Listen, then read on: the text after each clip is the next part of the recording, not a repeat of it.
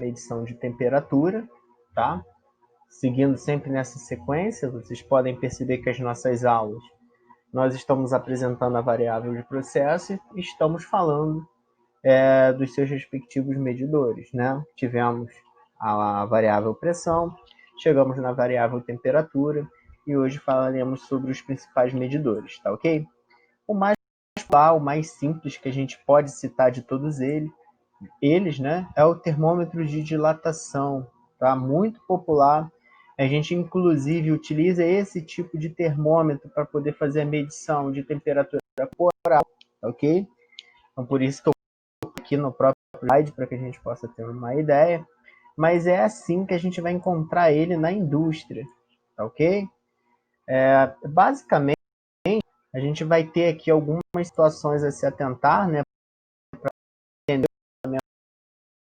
Vamos analisar algumas partes desses termômetros, tá? A primeira que eu vou chamar a atenção para vocês aqui é o bulbo, tá certo? O que vai acontecer? O bulbo vai ser um compartimento onde o líquido que vai fazer a medição vai estar contido, né? A gente vai daqui a pouco falar que existem diversos tipos de líquidos que vocês podem estar utilizando aqui. O mercúrio é um bem popular. A gente encontra diversas aplicações com termômetros de dilatação utilizando mercúrio. Mas como funciona? Quando a gente aquecer aqui o bulbo, né, a gente der uma energia térmica em cima dele, o líquido que está aqui vai dilatar, vai passar por esse canalzinho aqui estreito, que é o canal do estrangulamento. A gente já explica qual é a função desse canal, tá certo? E esse líquido vai se deslocar por um tubo bem fino chamado de capilar. Logicamente que quanto maior for a temperatura, maior vai ser esse deslocamento dele devido à dilatação, tá ok? E aí, qual é a ideia? Esse setor aqui, que é o setor do estrangulamento, ele é desenvolvido para que quando você vire o teu termômetro de cabeça para baixo, o líquido que esteja no bulbo não se expanda, né, não trafegue pelo capilar devido ao efeito da gravidade, né? Então, na verdade, para que seja passado aqui pelo bulbo, o produto que está armazenado aqui precisa realmente ter uma pressão, ele realmente precisa estar se dilatando para conseguir atravessar o canal do estrangulamento através do capilar, tá certo? Nós temos aqui também no slide, para poder dar uma ilustrada, um esquemático dele, tá certo? Mas, no mais, é sempre a mesma história, é sempre o mesmo princípio de funcionamento, tá ok? Bom, com relação aos produtos, vou chamar aqui a atenção para vocês de alguns deles, tá certo? O mercúrio, como eu já havia falado, né, sendo o mais popular, cuja faixa de medição vai de 550 a menos 38 graus, valor dentro dessa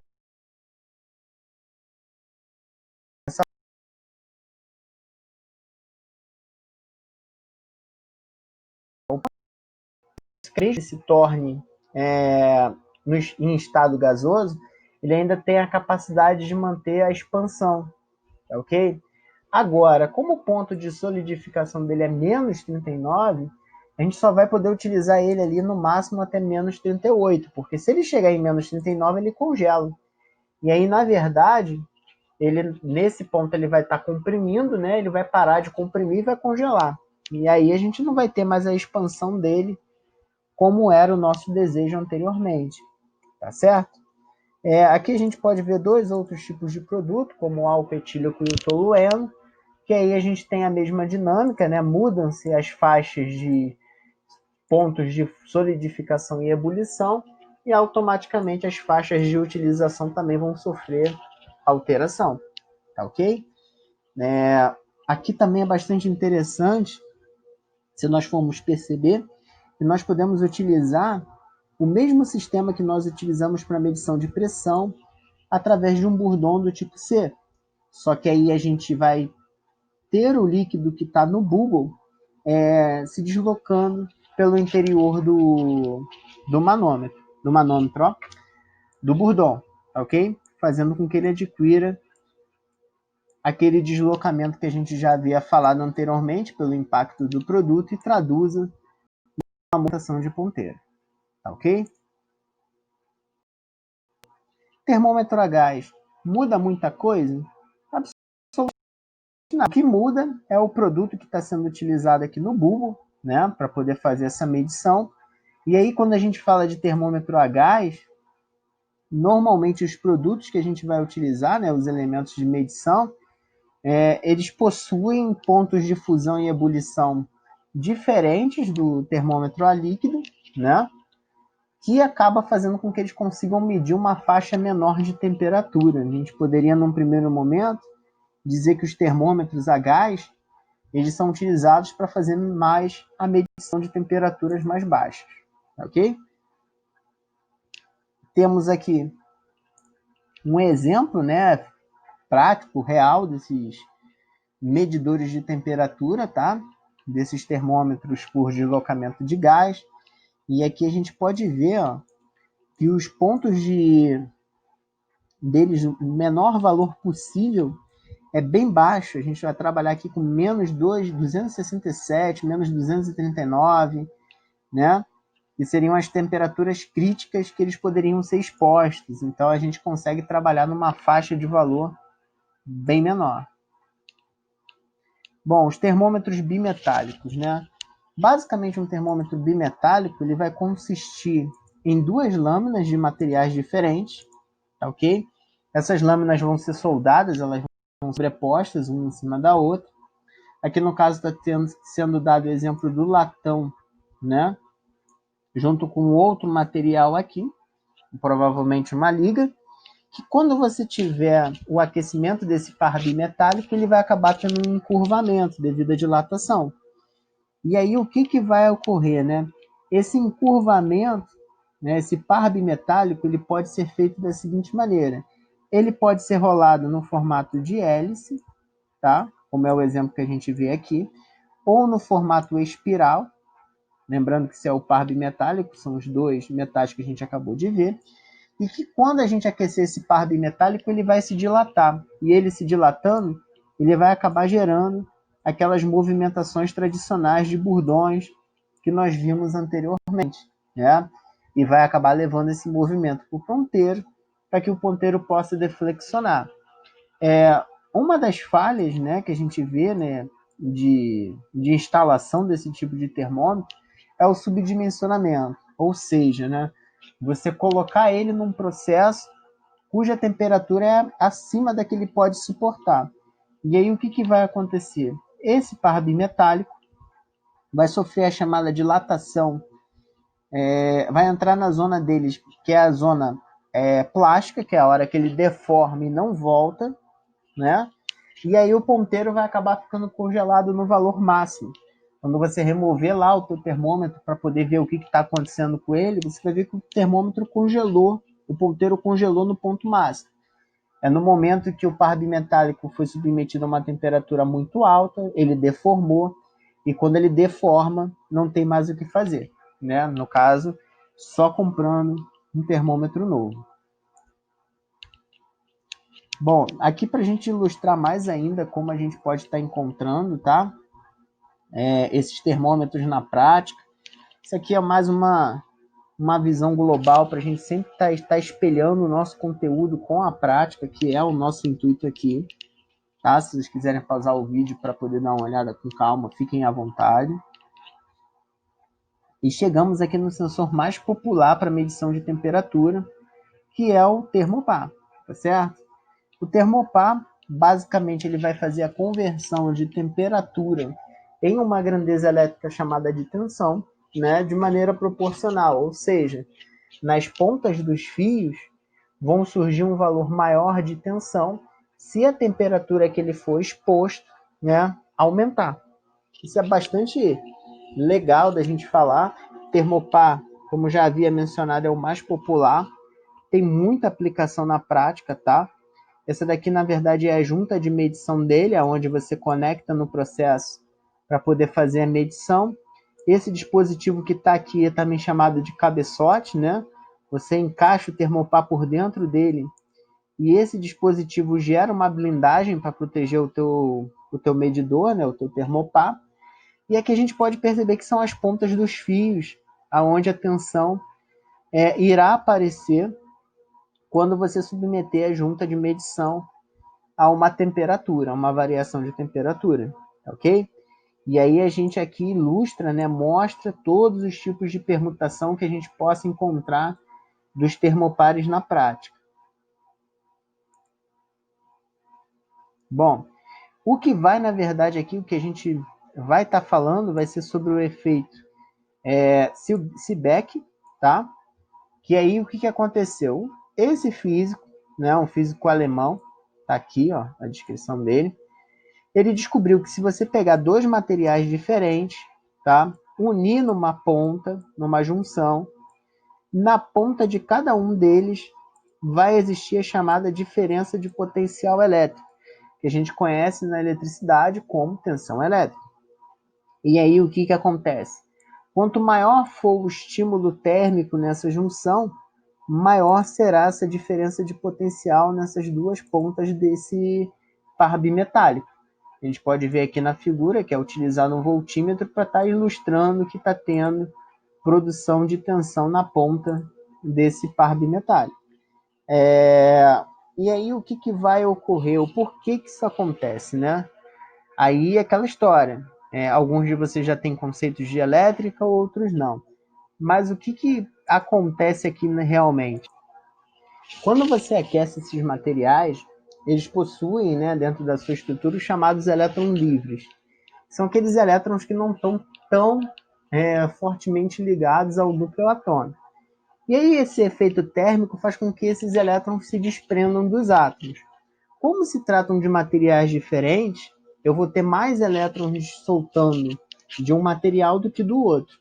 Isso cria para a gente uma diferença do número de elétrons entre esses dois pontos, né?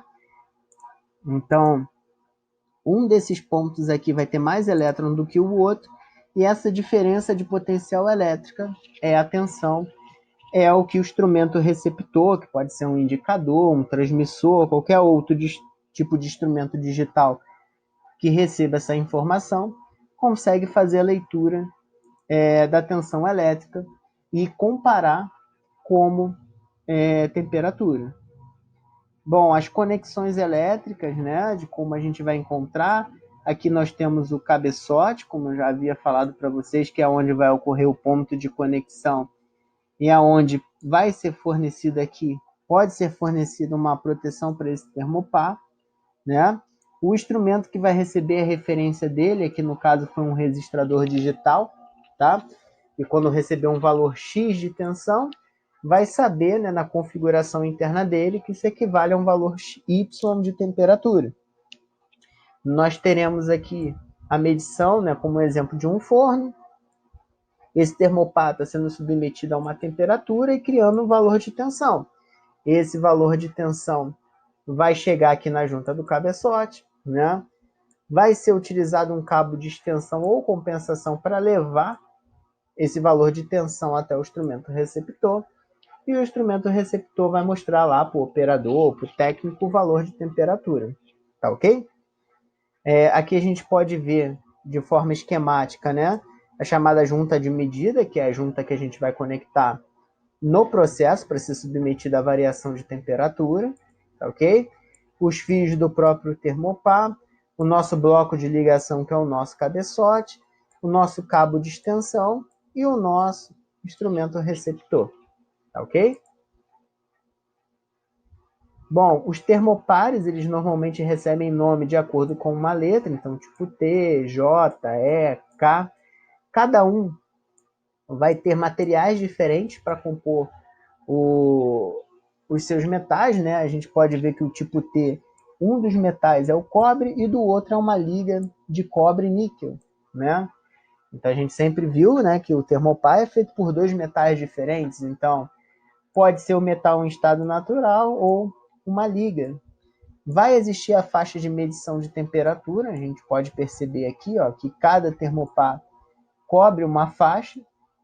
Reparem, né, que o tipo termopar do tipo S e o R, tem um valor bem alto de medição de temperatura, assim como o tipo B, tá certo? E aqui algumas características, né, onde a gente pode utilizar cada termopar. É uma tabela para vocês a nível de conhecimento, se vocês quiserem pausar o vídeo para ver direitinho, tá? Seria interessante, tá ok? Bom, um código de cor, para que a gente possa identificar esses termopares, né? E aqui tem algo bastante interessante para que a gente possa falar, né? A norma ANSI, que é a norma americana, a DIN, que a gente poderia dizer que é uma norma mais europeia, né? A norma alemã, e a IEC, que seria uma norma um pouco mais global. Para quem é da área de elétrica, sabe muito bem que o vermelho ele é sempre positivo. E aí, se você for analisar aqui, ó, na norma DIN, o termopar com fio de cor vermelha é positivo, porém na norma americana o vermelho é negativo. Olha só a diferença, né? Aqui a gente pode perceber que todos os vermelhos são os positivos de termopar, ó. E aqui todos os negativos são os vermelhos. O porquê, na verdade, que isso daqui ocorre, né? Um americano, para ter exclusividade dentro do código dele, resolveu fazer diferente de todo mundo. Se o mundo acha que o positivo é o vermelho, o americano transforma o negativo no vermelho, tá certo? E aí, como é que funciona essa nossa dinâmica aqui de interpretação? Peguei um termopar, vi lá que o fio dele é vermelho e marrom. Se o vermelho for o positivo e o marrom for o negativo, já sei, né, que se trata de um termopar do tipo T, tá ok? E dependendo, né, do código de cor, nós vamos conseguir identificar quais são esses tipos de termopares que estão aqui, tá ok? Os cabos de extensão e compensação, normalmente o cabo do termopar não vai ter comprimento suficiente para levar isso até o instrumento receptor, e aí o que nós vamos fazer? Vamos utilizar ou um cabo de extensão ou um cabo de compensação. A diferença entre um e o outro é que o cabo de extensão ele é feito do mesmo material do termopar e o cabo de compensação ele é feito através de uma liga similar, tá? Reparem aqui na nomenclatura que vem um X do lado direito. Então, se você tem um JX, é um cabo de extensão ou compensação do termopar tipo J, né? Um TX, cabo de extensão ou compensação do tipo T e por aí por diante. Algo interessante aqui, ó, que a gente pode ver que esses cabos possuem malhas para evitar perda de informação, perda de tensão por interferência eletromagnética, certo? Aqui é um gráfico, normalmente o fabricante fornece esse tipo de gráfico, que relaciona a temperatura, tá aqui embaixo, ó, com tensão. Então, se eu quero saber, por exemplo, a tensão que produz um termopar do tipo J quando a temperatura estiver em 700. Aqui é 600, aqui é 800, 700 está aqui. Você sobe com a linha, bate na curva e olha na esquerda. No caso aqui, 40 milivolts seria a tensão produzida por esse termopar, né? Logicamente, se a gente for analisar aqui, ó, ele só vai até 700. Daqui para lá, você já não tem mais tensão produzida, então esse termopar não trabalha, certo? Então, se vocês quiserem também dar uma pausa, tá? É interessante. As conexões. Termopar nunca pode ser emendado, né? Não pode ter uma emenda para aumentar o tamanho com os fios de cobre, né? Os fios tradicionais de elétrica. Por quê? Se o termopar ele tem uma junção entre dois materiais, que é o que dá a produção da tensão, se você jogar o cobre, que seria um terceiro material, você vai criar uma junção aqui, por exemplo, entre a liga e o cabo. E aqui vai ser produzida mais uma tensão, que pode ser somada ou subtraída da tensão que está sendo produzida na hora da medição, levando o erro de leitura. Alguns erros clássicos, né? O erro de inversão simples, quando você pega o positivo do termopar e conecta no negativo do instrumento receptor, né? Você inverte os sinais. Aqui o interessante é que o teu instrumento vai dizer que a temperatura vai estar subindo quando ela estiver diminuindo, e vice-versa. Na inversão dupla, você comete dois erros. Você inverte tanto a polaridade do termopar com a do instrumento receptor, e ainda existe a inversão no cabo de extensão ou compensação. Então você faz uma miscelância aqui de erros. Ó. Você tem o negativo do cabo pegando no positivo do de extensão e o positivo do de extensão pegando no negativo do instrumento. Ó, inverteu tudo. E aí você cometeu uma inversão dupla. Ok? Bom, a associação de termopares, em determinadas situações, né, para quem entende de elétrica, a associação em série é para você somar tensões. Então, você pode associar esses termopares aqui em sequência para que as tensões que estejam sendo produzidas se somem, tá? Gerando uma tensão maior aqui.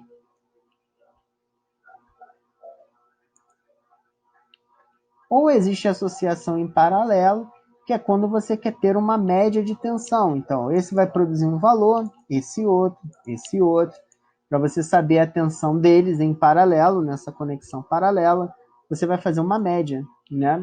Isso daqui pode ocorrer quando você quer pegar um sistema e você quer ter uma média de temperatura nele. Você pode pegar vários pontos de referência, conectar seu termopar em paralelo e ver, né, qual é a temperatura média daquele processo, tá ok? Bom, a gente fecha esse primeiro momento, né? Espero que todos tenham gostado. Até a próxima aula.